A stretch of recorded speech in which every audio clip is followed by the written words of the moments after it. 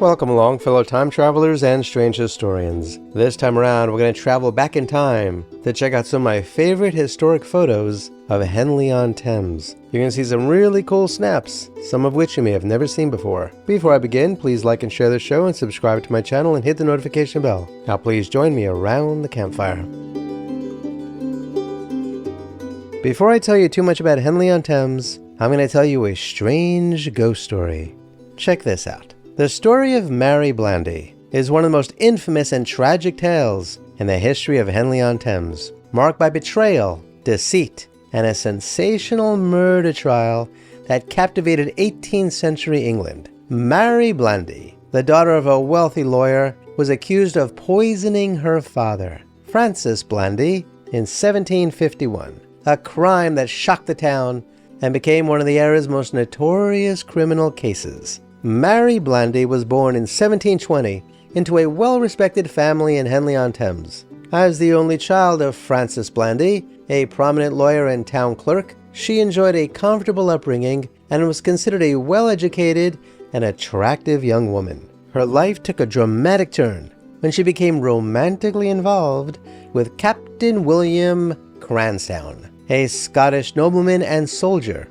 Cranstoun was a charming but disreputable figure who had already married another woman in Scotland, making his courtship of Mary scandalous and illegal. Despite these circumstances, Mary fell deeply in love with Cranstoun, who persuaded her that they could marry once his existing marriage was annulled. Cranstoun's primary interest, however, was Francis Blandy's substantial fortune, and he began manipulating Mary to secure a share of it. Francis Blandy strongly disapproved of Cranstoun and tried to end the relationship.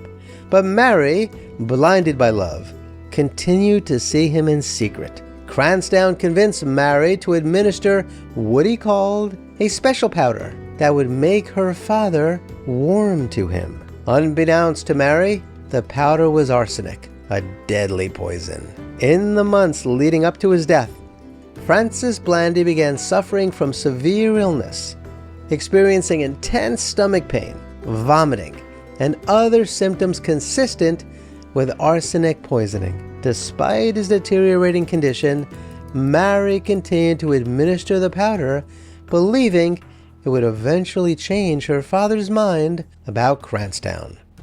In August of 1751, Francis Blandy succumbed to the effects of the poison, and suspicion quickly fell upon Mary. After her father's death, servants discovered letters and correspondence between Mary and Cranstoun that suggested a sinister plot. The authorities arrested Mary, and she was charged with patricide. During her trial in 1752, Mary's defense argued that she was an innocent dupe, tricked by Cranstoun into administering what she believed was a harmless substance. However, the prosecution painted a damning picture of Mary as a cold-blooded killer, motivated by greed and love. The trial was a media sensation, yes, even back then, drawing crowds who were fascinated by the scandal and the dramatic courtroom proceedings. Despite her pleas of innocence and her insistence that she never intended to harm her father, Mary was found guilty of murder. On April 6, 1752, she was executed by hanging in Oxford, maintaining her composure and dignity to the very end. Mary Blandy's story has endured as one of Henley-on-Thames' darkest and most mysterious chapters. The case became a cautionary tale about the dangers of manipulation and the tragic consequences of misplaced trust. Mary's final words were reportedly a prayer for forgiveness, and she never wavered in her claim that she did not knowingly commit murder. Over the years, tales of Mary's ghost have added a chilling layer to her story. Some locals believe that her restless spirit haunts the streets of Henley, particularly near the site of her former home. Sightings of a shadowy female figure dressed in 18th century clothing have been reported, and the legend of Mary Blandy's ghost remains part of the town's folklore. Mary Blandy's tragic tale continues to intrigue historians, crime enthusiasts, and visitors to Henley-on-Thames, serving as a reminder of how love, deceit, and tragedy can intertwine in the most unexpected and unsettling ways. So, what do you think of that story? Do you think Mary Blandy murdered her father? Or do you think she was duped by the man she loved? Kindly let me know your thoughts in the comments below.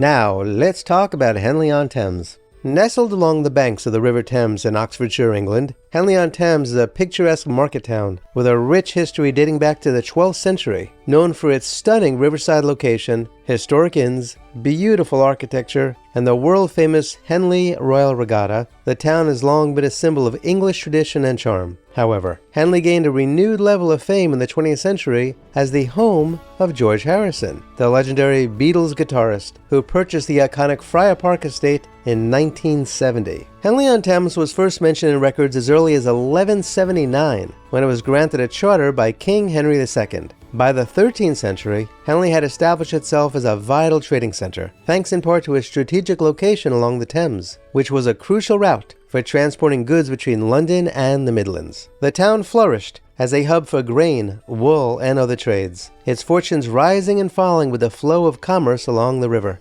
Henley's medieval origins are still evident today in its charming streets, lined with half-timbered buildings and historic inns that date back centuries. The town's architecture reflects a blend of styles, from Tudor and Georgian to Victorian, showcasing its evolution over the ages. Henley-on-Thames is perhaps best known for the Henley Royal Regatta, one of the most prestigious rowing events in the world. Established in 1839, the regatta attracts top rowers from around the globe, who come to compete in this annual 5-day event. The regatta is not only a significant sporting fixture, but also a major social occasion, attended by royalty, celebrities, and society figures, often seen in their finest summer attire along the river banks. The regatta course runs just over a mile, passing through some of the most scenic stretches of the Thames, flanked by grandstands, spectators, and hospitality tents. The event is steeped in tradition, with strict dress codes and customs that have remained unchanged for decades, adding to the timeless appeal of Henley. For over 180 years, as of the time of this recording, the Henley Royal Regatta has defined the town as a center of sporting excellence and upper-class English culture, which hopefully will last a long, long time. But as we all know, Henley-on-Thames gained international recognition in the 1970s when George Harrison, former lead guitarist of the Beatles, purchased Friar Park, a sprawling Victorian Gothic mansion on the outskirts of town. Built in the late 1800s by lawyer Sir Frank Crisp, Friar Park is renowned for its whimsical architecture, vast gardens, and kinda bizarre features, including a man-made lake, an incredible rockery, an incredible alpine garden that leads up to a scale model of the Matterhorn, and a series of underground caves and grottos. George Harrison fell in love with the estate's quirky charm and tranquility, seeing it as a perfect retreat from the pressures of fame. He invested considerable time and effort into restoring the house and its gardens, making it a sanctuary and creative haven. Friar Park became the setting for George Harrison's solo career, where he wrote and recorded much of his music, including tracks for his acclaimed album All Things Must Pass. If you want to learn more about Friar Park, you could check out my documentary about it here on this channel. Beyond music, George Harrison became deeply involved in the town of Henley, supporting local causes and participating in community life. Friar Park's walls, however, also concealed some dark moments, including a 1999 home invasion where George and his wife Olivia were attacked by a knife-wielding intruder. Despite these challenges, George's presence left an indelible mark on Henley, and the estate remains a symbol of his enduring legacy. Henley-on-Thames boasts a rich selection of historic inns and pubs, many of which have been serving travelers and locals for centuries. Among the most notable is the Red Lion, which dates back to 1531 and has hosted countless illustrious guests, including King Charles I, who stayed there during the English Civil War. The hotel is known for its old-world charm, period furnishings, and tales of ghostly apparitions, making it a favorite among history buffs and visitors seeking a touch of the past. Another gem is the Argyle, a 15th century coaching inn known for its timber frame facade and cozy interiors. With its low ceilings, roaring fireplaces, and hearty pub fare, the Argyle offers a quintessentially English experience. The Bull on Bell Street, a 15th century pub with an impressive history, is rumored to be haunted, and there are claims that it was once frequented by highwaymen and smugglers who supposedly used hidden tunnels to evade capture. Henley's architecture reflects a rich tapestry of styles, with many buildings dating back to the medieval period. The Church of St. Mary the Virgin, built in the 13th century, stands as a centerpiece of the town, its towering spire visible from across the Thames. The church's interior boasts beautiful stained glass windows and memorials to notable residents, including those who contributed to the town's heritage. The Henley Bridge, an elegant 5-arch stone structure completed in 1786, is another iconic landmark, offering stunning views of the river and the regatta course. The town's marketplace, with its cobblestones and historic facades, serves as a lively hub of activity, hosting weekly markets and seasonal fairs. Henley-on-Thames is not without its share of strange and curious tales. One of the town's most enduring legends involves the mysterious Henley ghost, said to haunt various locations, including the Red Lion. Sightings of a spectral figure dressed in Victorian clothing have been reported by guests and staff alike, adding an eerie allure to the town's already rich history. Henley-on-Thames is a town where history, tradition, and a touch of the eccentric come together in perfect harmony. From its medieval roots and prestigious regatta to its architectural gems and strange tales, Henley offers a window into the past while remaining vibrantly connected to the present. As the home of George Harrison and the iconic Friar Park, it continues to draw fans, history lovers, and those simply seeking the quintessential English experience.